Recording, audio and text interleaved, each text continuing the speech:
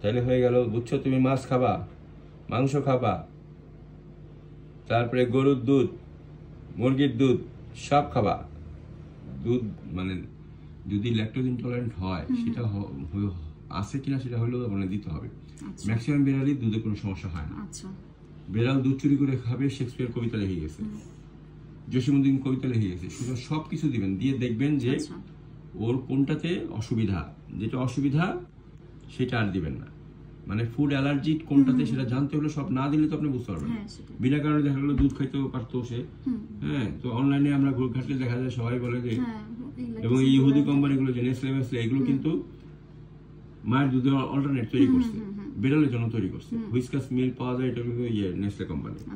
তো সুতরাং মনে করেন যে এক নাম্বার হলো মায়ের দুধের কোনো অল্টারনেট না, ঠিক আছে? আর হলো অল্টারনেট যদি দিতেই হয় তাহলে হলো গরুর দুধ অথবা পাউডার দুধ, যে কোনো ধরনের দুধ দিতে পারেন। ও যদি ল্যাকটোজ ইনটলারেন্ট না থাকে তাহলে ও খাইতে পারবে, ঠিক আছে? হয়ে গেল।